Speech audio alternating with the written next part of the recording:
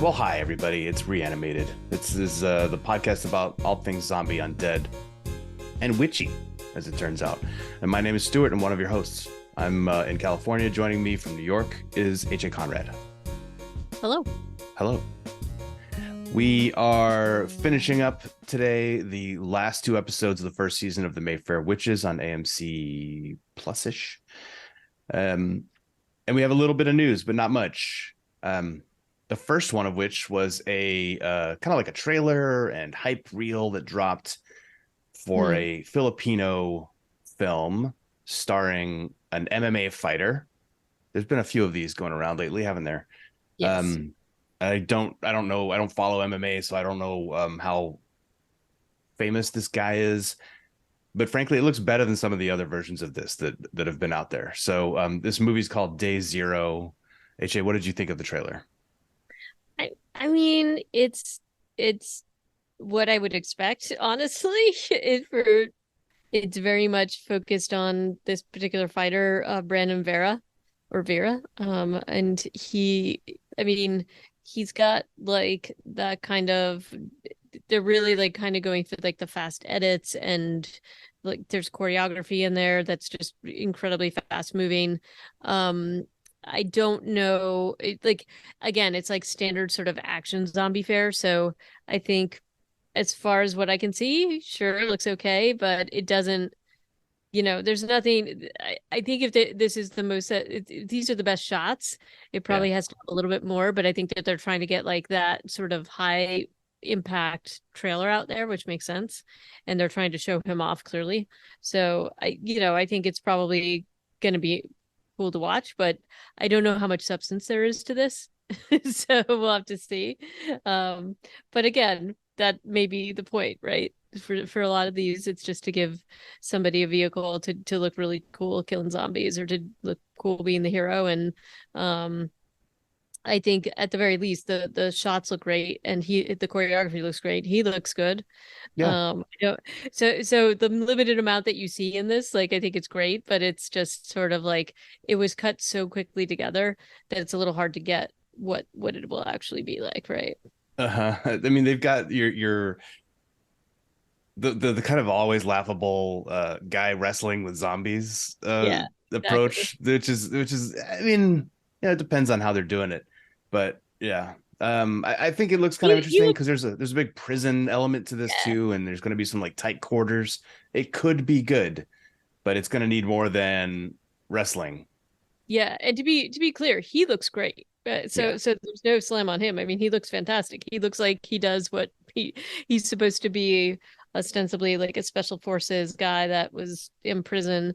So that's in part why I think he's supposedly has a special set of skills allowing him to get through to the zombie apocalypse. So his scenes and his choreography looks amazing, and there's no doubt he is fit. So so we shall see what happens. But it's a little, I mean, I got a sense like that, he's trying to get out and survive this thing. I don't totally have a full handle on what the plot is, other than that he was in prison and getting out Yeah. somehow in a zombie apocalypse. So Yeah, there's he's in prison, he gets out, there's a girl, there's a cute girl, a cute lady. kid, Um, there's a maybe kid. family. I don't know where Yeah. people are still on the way. I So don't that'll know. be it'll I don't know. I feel like it might be worth a look. Oh, Um, definitely. But so as they that's you know. day zero, and that's already streaming. You can rent it on like Google or YouTube or whatever. Hmm. The other pieces of news that dropped this week were Fear the Walking Dead related because that season is going on. And as much as they're trying to like get me I feel like somebody's trying to get every time I try to get out, they keep pulling me back in. But Hmm. also not at all interested. I don't care. The only reason I would care about these headlines that are dropping from Fear the Walking Dead is if it spoils the meta for the other shows. Hmm. So the headline this last week was Fear the Walking Dead may have cured zombie bites at last. There's something to do with Padre. There's been a big time jump in Fear the Walking Dead apparently too, and I wasn't aware that they were behind the timeline of the Prime show. I kind of thought that they had kept Yeah. him. contemporary. So did I. But they've jumped 7 years in Fear the Walking Dead, and they are working on a zombie cure. And the funniest part of this is they're working on it on it's not funny, but Dwight and Sherry's child is like the subject of this experiment. So new character. I, Uh, you know, I saw this headline and then I did not regret that we haven't seen this thing. And that's kind of I what I mean, mean. Yeah, that's what I mean. I, It's like it's not and then I tempting. think you and I have talked about this before. It's just sort of like, okay, you literally used atomic energy to like just scorch Earth. Like you destroyed this whole world basically. Yeah. Um, and I guess some of the premise of this quote unquote cure is radiation and these other things. Well, the thing about that though is that depending on how you use it, it can sterilize little kids, so you're like, if you do use this as a cure, you're also talking about, um, you know, depending on how you use it, whatever, you're basically talking about killing off the species or potentially doing so because they won't be able to propagate. So there's a lot of problems with that Yeah. particular theory, depending on where they're going with it. But there already were because they have had fallout in this thing. So radiation, if this is what they're going for, one would guess that all of them have kind of been exposed at this point, right? So No, if that because is, that office building where Strand set up was like a oh no yeah, radiation area. yeah, So yeah, sure, yeah, yeah, yeah, totally, yeah, yeah, totally. yeah. Uh-huh, Yeah, like a little quarter Anyway, mile of all good. Either way, dumb, and it just underscores to me how little I care about the right. story that they're putting together, as long as it doesn't mess up Daryl's Yeah, trip to France. Daryl's French European adventure. We do not want to Daryl's, get in the way. he's got to get to the top of the Eiffel Tower and eat a baguette and all the fun things that you do when in France. He's gonna So, be but like, I can't believe there are still croissants here. oh mon dieu. Um, However, we're not going to get to go to France with Daryl for a while because the Dead Isle, is that what it's called? Yeah, Is starting in like 3 weeks. That one's coming out yeah. with Negan and Maggie, and more trailers keep dropping for that show too. And I am Do you have like I have this idea that Negan and Maggie and Daryl all end up in Paris wearing berets. I Um, haven't really really gone there, excited. but I'm really I, excited about this potential I could see it. reunion. Um, but no, and I'm excited to watch Dead Isle, obviously. But I just wish Fear the Walking Dead would just stop. But you know, They are stopping. This is their last I season. know, but just stop. Yeah. I just I don't.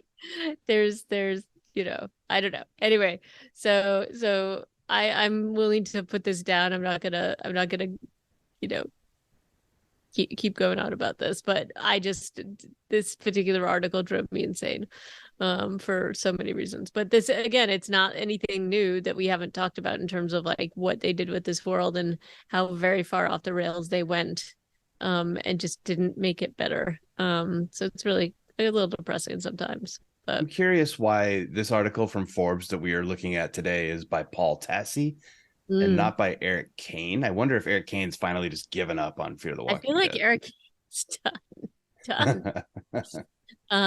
But yeah. He can't even anymore. But are you ready to wrap up our review of Mayfair Witches? Yeah, yes, I am. What a ride it's been. I'm sorry, I'm just looking up to see if he is still watching it. He has a review from Mm. from May 26th, which is just 2 days ago. And the headline of that review, HA, Fear the Walking Dead's Padre villain reveal is astonishingly stupid. So he's still watching it and he still He's hates it. watching and he's still miserable. So Now they have two guys yeah. over there watching the show that is objectively bad. Mm. Okay, sorry. Moving on to Mayfair Witches. Mayfair Witches, final 2 episodes of the season, entitled Tessa and What Rough Beast. Love me a little William Blake reference. I think show writers also seem to like William Blake. Tessa and What Rough Beast are both directed by Alexis Ostrander, and they are written by the showrunner Esta Spalding.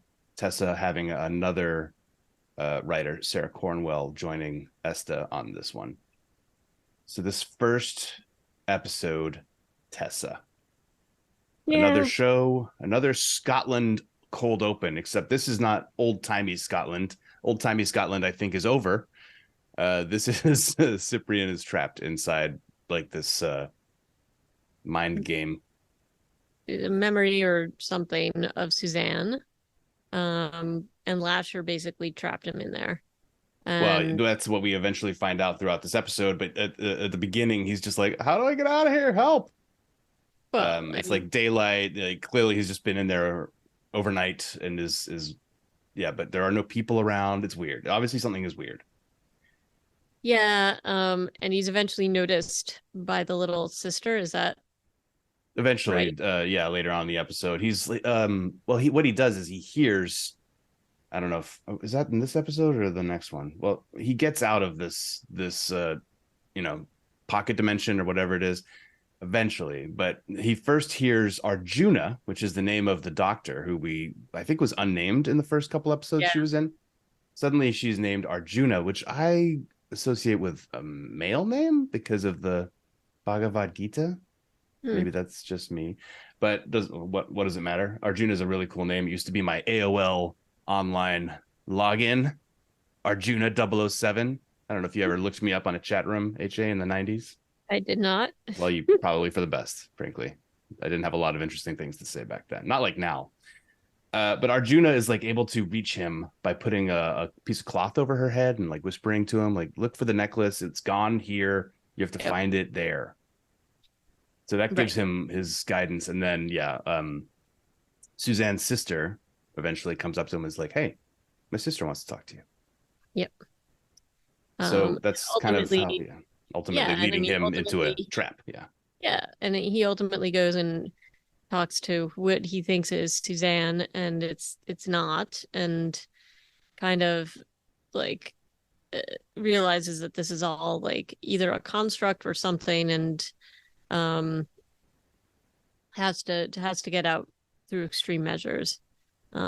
So and which is basically a pretty extreme measure to get him to get his mind out of there, to kill himself to get out. Yeah. He doesn't So find the necklace. That's not the answer. Thanks, Arjuna. The answer was I to think kill she doesn't. himself. I don't think she says that. I think she says basically the necklace is in here. You got to find your own way out. If I it's thought you not, said find the necklace, but no, because then no. he sees Suzanne and she's got the necklace on. He's like, oh, Oh, you've got the maybe, necklace.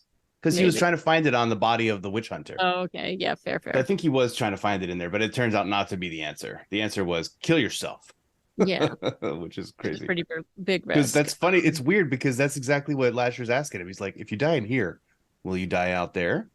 Yep. And he's he's like threatening him with it. And then he's like, oh, when once Lasher leaves and the lights go out, he's like, you know what I'm gonna do? I'm gonna kill myself. Just Like, gonna kill myself.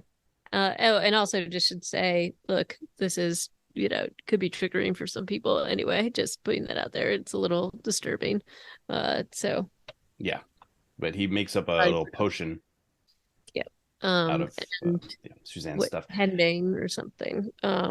Or fox. Henbane, yeah. It's Is henbane or was that like Chekhov's henbane? Didn't they have that in one of the earlier episodes where yes. Suzanne was fixing up Aoife or something Yep. like that? Yep. Yep. Yeah. 'Cause it's also it's belladonna essentially, so Oh, cause like in big doses it can cause death. So um but um anyway, that is the anyway, limit of indeed. So that that's is the limit of my I don't even know what you call it, root folklore information. I don't know. well, you heard it here, folks. Medicinal, H.A. Conrad, not a witch, because she not doesn't a know witch. enough about henbane. Don't know enough about it. Rowan, meanwhile, in the A plot, we could call it, is walking around in New Orleans in her cutoff jeans at night, and then feels a little funny. And she sits down on a park bench, and then we see for the first time since the ceremony that she still has the medical site. She had said to Dolly Jean that she had it before, but we didn't see it from our perspective. So she could have been, lying.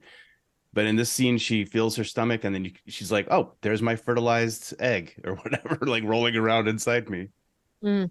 I don't know. Did you have any kind of reaction to the fact that she does still have the sight? Does that mean anything to you? Um, not, I still didn't, based on what's going on with Tessa, I think, my guess, and I've read the book, so it's not like, Mhm. and this whole plot about the transference wasn't in the original books, but like, I just did not feel as if Lasher had actually transferred, because he is not coming to Tessa's aid. So I just didn't think he had given up on Rowan at this point. And um it felt like, if you've read the books, this particular issue, the pregnancy is a big piece, it's a big plot point. So I just felt like the site might be indicative that he's still around with her, but also that she's still very witchy, no matter what the other said about her losing something in that particular ceremony. But I also think, to me, it's like he hadn't left her. She is So extremely witchy. This is the witchiest we get to see her in this episode, I think. It's kind of yeah, badass. She has her like biggest badass moments in this episode, and I was pretty psyched about it. Um, yeah, so she tries to call Cyprian. He's not answering because he is locked in a dream world. And she actually calls out. She doesn't call Lasher by name. She doesn't say the demonic words because that's the theme of this episode is her not saying that. But she's like, "Did you do this?" To no one in the park, and yep, nobody answers. And he doesn't show up to gloat or be weird. So she's just like, "Okay, well."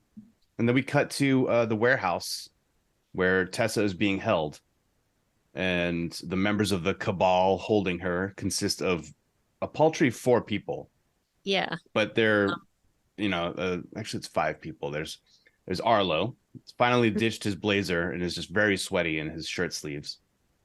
There's Keith, who is left alone with the prisoner way too often. And then yep. there's the Diane from The Walking Dead, whose name I don't know on the show. Did you know her name? I don't remember Is her it name. Gladys maybe or something like that? I don't know, And but then there's three other dudes. One of them really likes to burn witches with thermite, and then there's two red shirts. Um, um, so yeah, we have these scenes. Any impressions from the stuff that's going on in the warehouse well, overall, I felt like the plot of this was a little bit disjointed and not of the warehouse stuff or all of it? all of it. Yeah, But especially like the storytelling, I felt like, and this is the thing, we're going into the last two episodes, so I thought that it would be a little bit tighter, maybe wrap up a little bit nicer somehow, or a little bit more cleanly, and it didn't. So I was a little disappointed about that. But there's a lot of like back and forth between like the warehouse and like we got to find Tessa, and just sort of, to me, very slow moving things that just didn't really, I found to be a little clunky. But especially with these scenes, like, okay, so you've got this group of people. Apparently, they've been doing this to different women for a while. Um, they seem honestly particularly slow to get to business, given that supposedly they've been doing this for a while. I didn't get the Um, impression that they'd really done this to other witches before. I felt like they were making it up as they went along. well, isn't this that whole plot point? Is that they'd been burning witches and There was like a very slight mention of burned women, yes, and then he's doing one of his sermons about like a woman who died in a fire, but he kind of made it sound like it was self-inflicted, but maybe no, that was the whole like point. there's a whole plot point that they are finding these women that have been bound and burned all over the Yeah, place. So but then it doesn't feel like these guys have been doing that because they don't really know what they're doing and they're doing it all maybe, but half-assed. regardless, it just feels like their whole idea is that they're going to threaten her so that she does something witchy that they can get on film, and then they'll prove Yeah, that but she's they a don't even witch. have a camera going. If I feel like, did Right. they have a camera set up at any time? But not like, like I think it was like an iPhone. Was that what they were Maybe, planning? maybe Or it was one guy something had small, something. but yeah, it's like there. Yeah, he's because he's also talking about like it's going to be threat of death, not we're going to kill her. Of course, they do eventually go to burn her because she doesn't give up the Mayfairs, but it feels like yeah, they what they want is proof. Right. And Um, there's no, I mean, look, she's not stupid. There's no way for her to get out of this alive, basically. Like she knows that. Well, she So doesn't stop her from trying. She glamours the hell out of Keith she again and does. again. She does. And it almost works, but it's just not enough and there's too many people involved. So she's not going to be able Yeah, to she sort of can only have that. do it on one person at a time. And Right. even though Keith is stupidly left alone with her for way too many times, and he gives her like so many chances to I glamour know. him, I it's know. kind of That's my funny. point. That's my point. It's like this just feels very slow moving and they know that she's capable of something. They just don't know what. And so for them to be leaving her alone and it just seems a little silly to me Yeah, and not really it doesn't really make sense and even their whole point of what they're trying to do here doesn't completely make sense in yeah, terms of like if they are really trying to prove that these people are evil or whatever. I mean, and I guess that's sort of the ham-fisted way of them showing, oh, but they are really the evil ones. This is just seems somewhat ridiculous.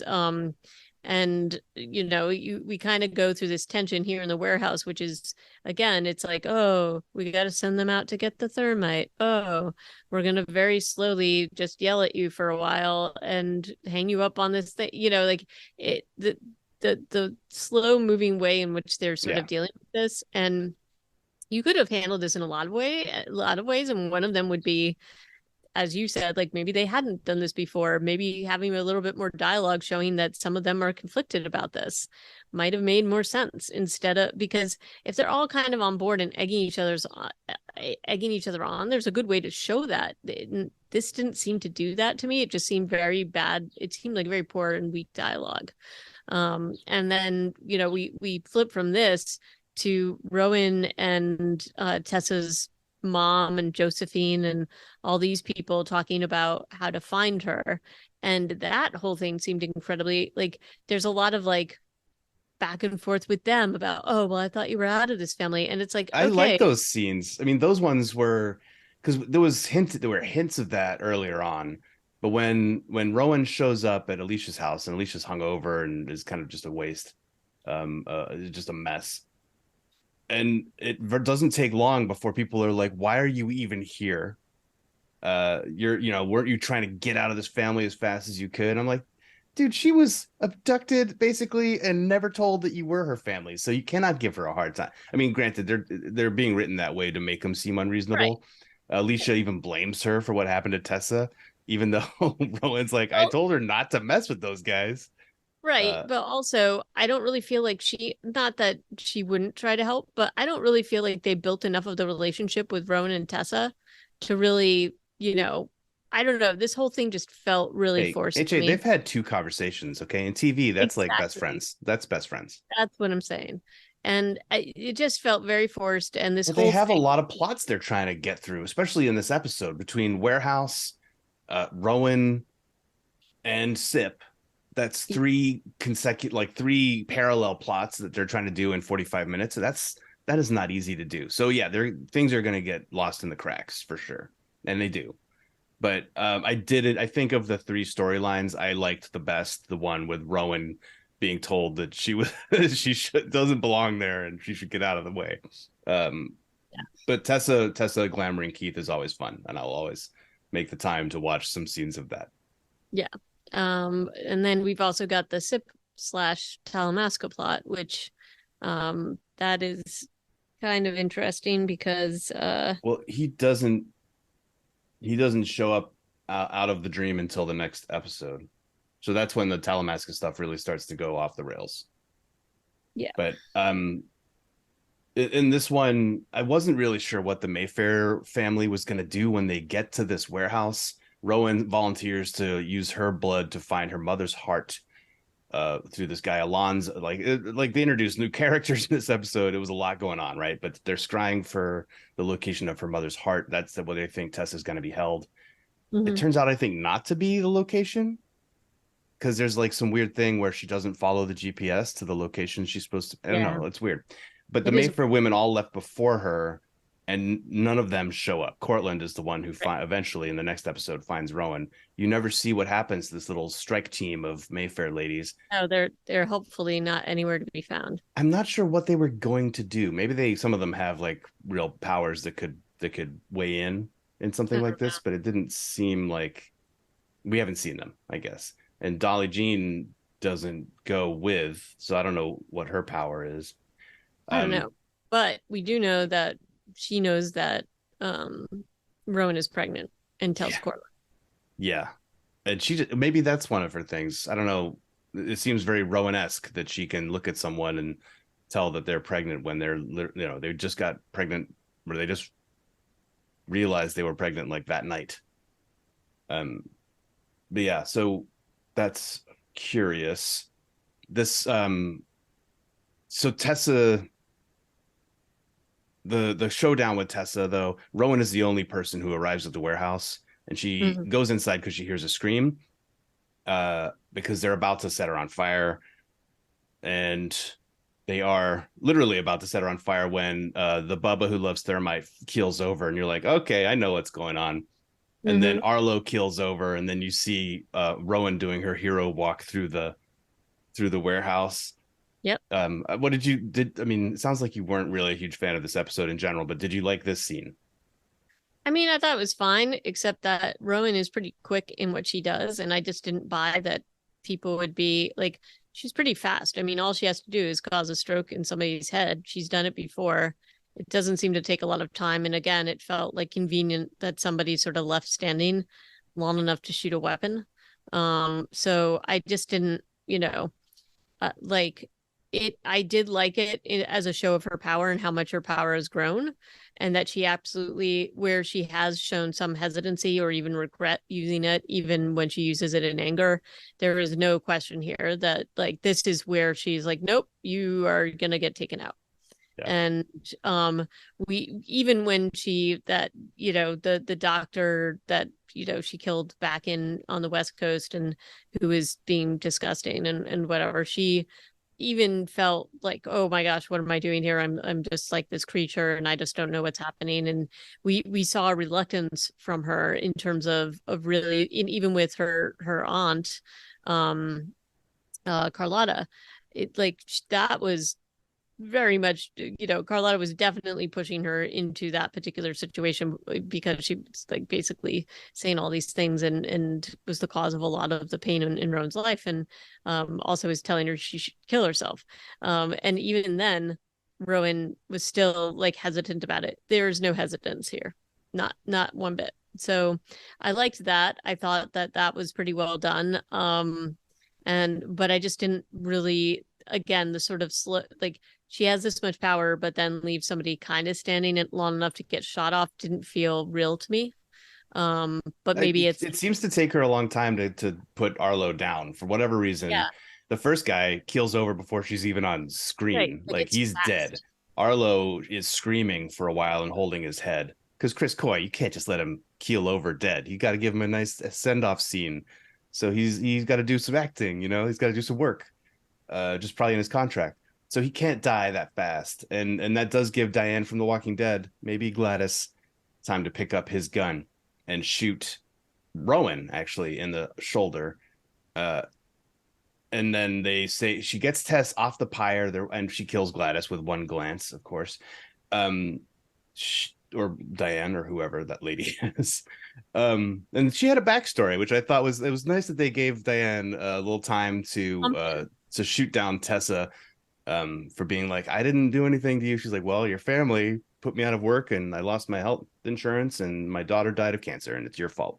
Like, well, Yeah. okay, she's got a point there, Tessa. You might not make it out of this one.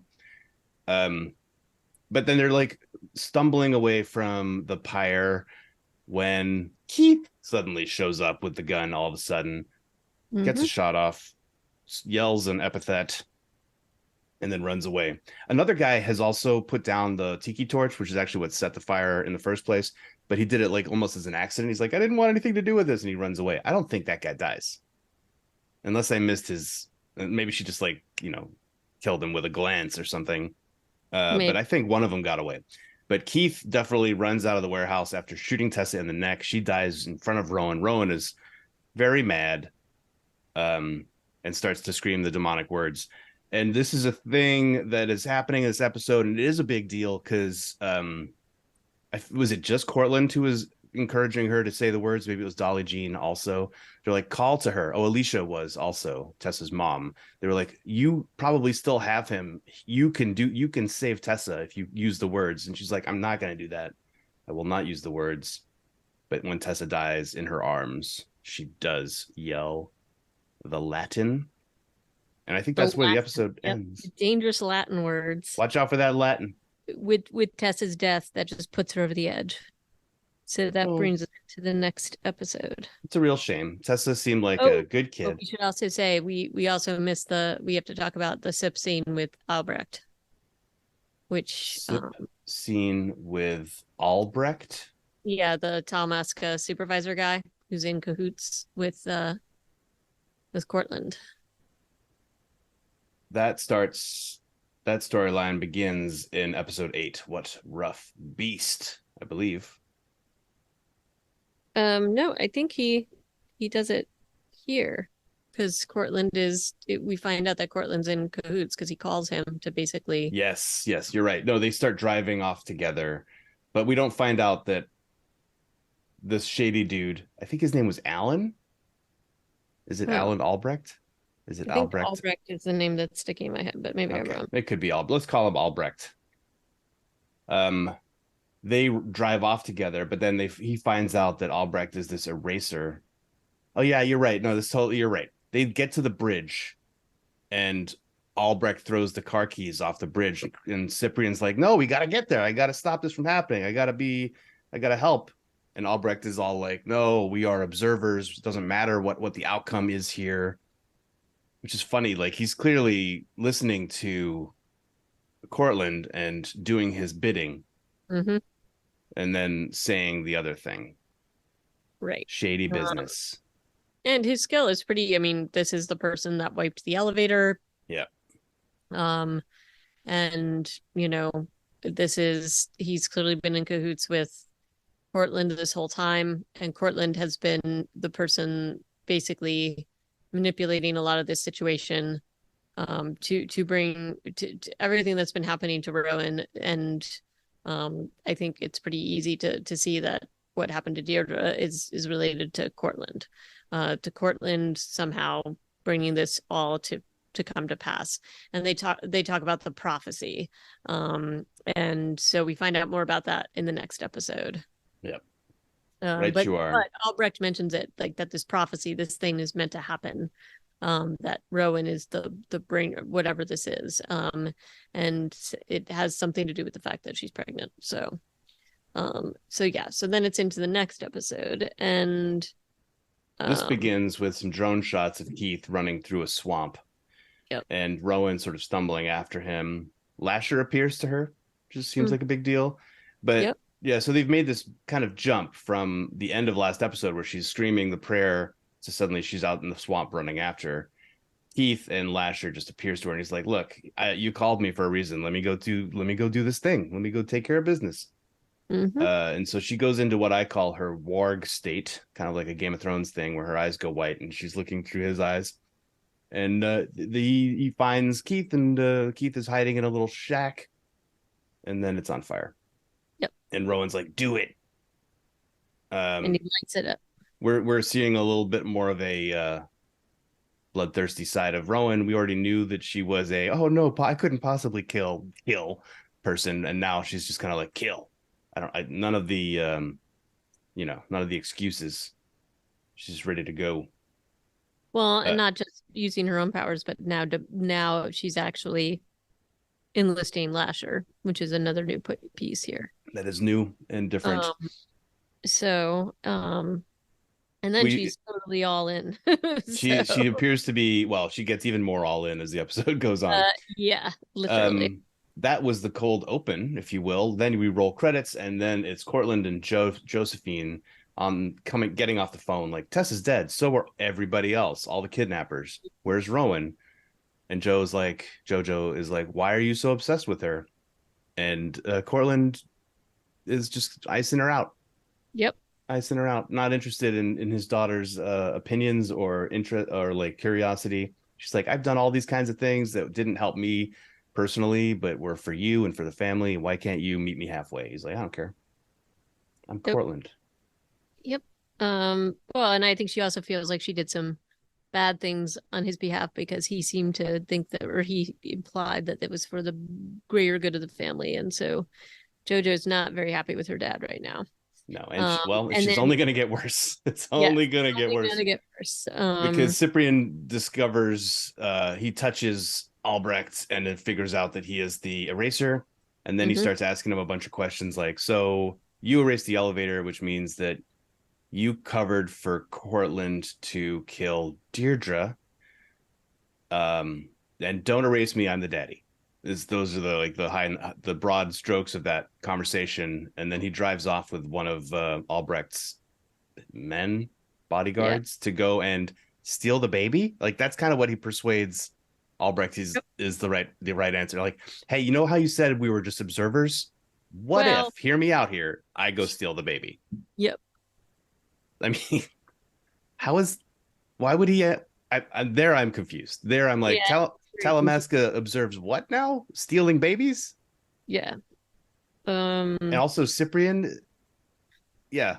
Like this does make the end of this episode kind of difficult for me because I'm like, well, Cyprian was this like super sympathetic character, always in Rowan's corner, and now clearly it feels like there's other stuff going on. Right. And it's hard to, I mean, like he doesn't fully understand Lasher or what's going on in this whole situation, but um yeah, like I don't know, nobody knows his intentions. I don't think he's on the side of Albrecht, but he does seem like he's on the side of Talamasca or something. I think he's worried about Rowan, but I don't know what the end game is here, Yeah. other than You stealing think the what he's baby. doing is out of concern for Rowan. Yeah. Like, because he knows that the baby is Lasher, and so he wants to get baby Lasher away from her. Yeah, maybe. Hard to know, but I think he definitely knows that there's something like really disturbing and strange happening. And clearly there is, as we Yeah, see. clearly. So she gets, she's in this sort of like fugue state on the ground, For most and of this episode, she doesn't yeah, wake up until like the very end of the episode. yeah, most of this is really disturbing, quite frankly. Yeah. She is in this sort of like memory space similar to where Sip was before with Lasher, going kind of through this sort of learning process that Suzanne had left for her, and it all talks about how she's like the door or the 13th witch, and it doesn't take too much to figure out what that might mean, given that the baby is coming, and she gets really intimate with Lasher, and then suddenly he disappears. And um she's got to find her way out of this weird maze of this mental state where it's like sort of stills of her different ancestors are there talking about this imminent thing that's happening. We only get um to see 5 different dioramas out of 13, which I was a little bit bummed yeah, I about. was sad And about two that. of them are like her mom and her grandmother. I would have preferred to see some of the way New back. people, right? Yeah.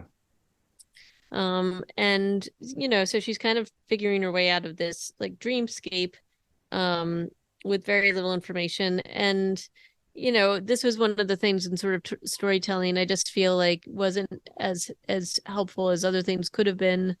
um like I would have preferred to see other people, if they were going to do this, you want to see a little bit more of the history, like how sort of fraught this whole thing was, and way back. And I don't know that they did a good job at showing all these bloodlines and the manipulation that may have happened. And I don't know how you do that, so maybe that's where they ran into issues. But Yeah, maybe. um It in is any kind of case. cool that he shows her or she learns how to heal. She can Mhm. like she heals her bullet wound, the cut on her hand from the scrying ceremony. She can make fire appear in her palm, and he's like, "You can do all these things and more, and I'm going to give you all the powers of all the things that I can do, and you're Right. great, and everything's going to be great." And then Right. he's like, And then "Bye, and I gotta go. Meet you at the witching hour." And then it right. gets And really then creepy. it gets really creepy, and she's got an incredibly fast gestation period. Yes, in And hours just kind rather than months, which Dolly of Jean and explains. right. And additionally, her body in the meantime in real life is being dragged around by Cortland, and it's really disturbing. That she's just like completely in his power and being like taken to a tomb and thrown in there, He and it's just dresses her too. really He puts her in some dresses sort of garb. really, really upsetting, especially given what you know that he did to her mother. And Well, and that's another like major element of this episode is Cyprian now shows up at Cortland's house and Jojo lets him in, and is, I don't know, she leaves him alone in Cortland's office, and he goes around touching all the things, including a pair of shears that are Suzanne's. I was like, damn, you have some 1,000-year-old shears yeah, sitting on your desk. That's pretty cool. But that was I liked that where you got to have a little glimpse of, I don't know, the ancient timey witches through Sip's eyes, and then of course he's getting all this extra context that he breaks down for Jojo, and he's like, so yeah, your dad killed Patrick. Also, he's and Rowan is your sister cousin. yeah. So Jojo is not excited about this news, she's understandably so. she's not excited about this news. And but then Cyprian's like, I gotta go. I think, like, I don't remember how that scene ends, but I feel like he leaves and it's not with Jojo. Right. And I don't know what he thinks he's gonna do. Oh, they Uh, do go there together. They go to the First Street house for some reason. yeah. Um, Because they go, oh, they go together to the First Street house and find the old doll. right. That's so that he can learn what is the prophecy? What does it mean? And so he sees the blonde I don't know which this is, but he sees the old timey blonde lady wondering about what the prophecy is, and Lasher shows up and tells her, it's like, by the way, I'm gonna be 13th witch is the doorway. I'm coming along. And that's how Cyprian then has the light bulb moment that baby is Lasher, Lasher is baby. How does he know to go to the mausoleum? Is I my don't question. know. I think it says something about over their bones and Over that. their bones, right? So that he's Yeah. like, clearly, I have to go to the back of the cemetery. Mhm. So they do. Rowan is waking up, and her mom is there, or not her mom. Sorry, Suzanne, her great. And Suzanne is like, "Yep, I'm a spirit now, but it's all good because you're gonna be so powerful, and I would have killed to have the kind of power that you're gonna have." Um, and we have just the what I did like about the way this episode and this season ends is there are all these men trying to, including Lasher, trying to influence and manipulate Rowan. You got Mhm. Cyprian, you got Cortland and Lasher, all of them kind of pulling her in different directions. And by the end, I mean, Lasher's a baby, but maybe not for long because he's already walking. She Yeah. has turned Cortland into, what was that? Salt? A Stone? stone, a statue or something. Because he's like, I'm invincible. Yeah. That was a And bit of a she's like, yeah, I know lame. what you did to my mom, and she like just Yeah. she just takes him out because she now has all of Lasher's powers. Although it wasn't clear that Lasher had this particular power, so this is weird. But Well, anyway, she takes care of him, and he deserves it for so many reasons, but also because he was creepily watching her give labor in a like creepy, like he's been creepy all over the place, but this was so particularly creepy. creepy. And his plan is to he keeps telling her to give him to him, like that she does need him or whatever. And I will say the baby morphine thing was incredibly creepy, where he's growing up really fast, and it's Yeah. it's really disturbing. She when that happens, doesn't she like drop the baby or give the baby Yeah, to yeah, Suzanne? I'm like, is yeah. Suzanne even here? Can she hold a I don't baby? I don't think Suzanne can. But I think she But does for at least a few minutes. But that was yeah, weird. Like they have Rowan freak out, give the baby away, and run away into the catacombs or something. yeah. And then one or two scenes later, baby's crawling toward her, and then she's like fighting over the baby with Cortland to like save it was just a little confusing. Like why Well, so it's what not was clear the to change me. of heart? Well, I mean, I think that ultimately she thinks Cortland is creepy and doesn't, Yeah. and also whatever Lasher maybe she doesn't fully know and doesn't want him to be under the power of Cortland. So, maybe, and she seems to be, let's just say, a little out of it, as you might be after being in a dream fugue state for most of the episode and And giving birth giving birth, within, hours. and then getting up and Um, running around. Yeah. and then the baby's getting up and running around. So Well, Um, so is the lady who just gave birth. yeah. Like wild. So yeah, so there's a lot going on for Rowan here, a lot to take in, a lot for her to process. So you can, understand that she might not necessarily be Yeah. fully in within her you know, She fully needed a few grounded here. minutes to run around. And then, she immediately comes out and Sip's trying to get the baby from her. And again, I think he's worried about her, but basically he's doing almost exactly what Cortland was just trying to do. And she does not know his motives, and he's lying to her, which he should know better. But she's just sort of like, all right, you know what? I'm done with all of you. I'm gonna walk away with my demon baby.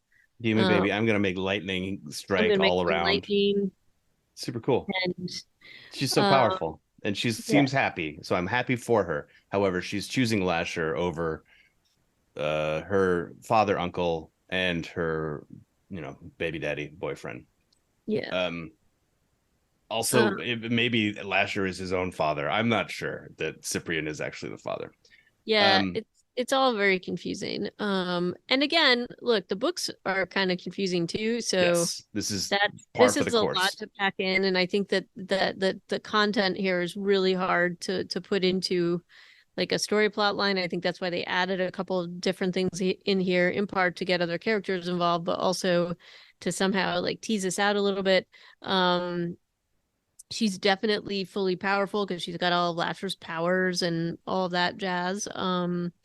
But it's that's kind of where they leave it though. She's just sort of walking off with the lightning all around with the baby on her hip. Yep.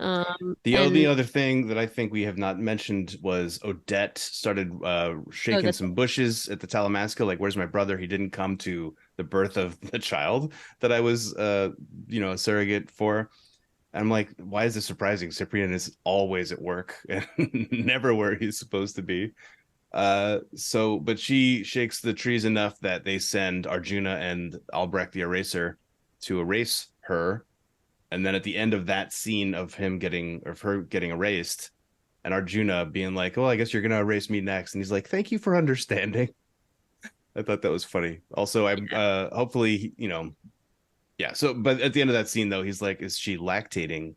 Bring her with. We're gonna need her." yeah, creepy. Very All of this is creepy. pretty Doesn't creepy. seem like something that she would agree to, but I also, again, Odette, while she's worried about Sip, he's been pretty clear about the danger, even if he can't tell her everything. I don't know that she would have been so quick, or even, I don't know, maybe she yeah, would have been, but like, I just don't know that she would have been as I don't know. She's not very discreet in terms of her inquiries about him.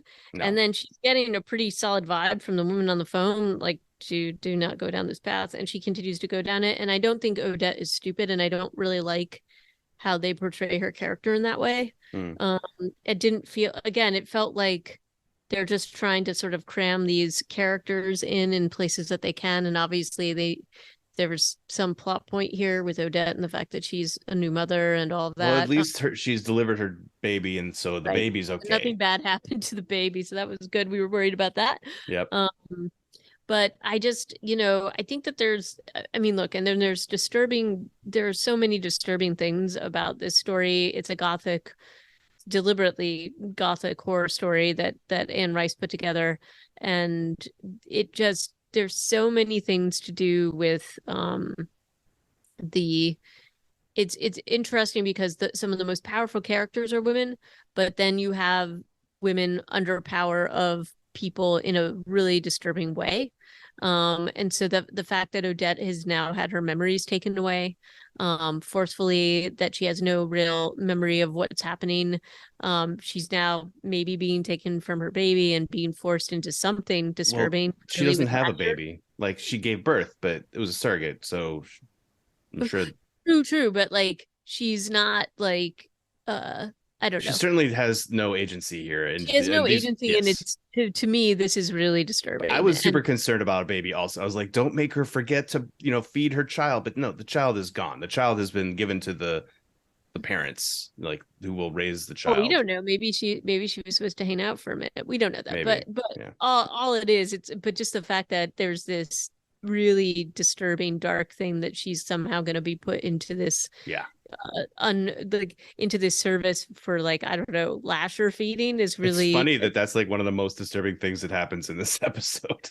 well, I mean, it's that, and like everything that happens to Rowan. So there's just a lot of themes here that Yeah. are, to me, I find just like, give me the willies. I kind of Um, want a scene also with Rowan coming back into like Alicia's drawing room with all the Mayfair ladies and them mhm. having to be like, my lady, or, Yeah. bowing and scraping a little bit after being such dicks to her.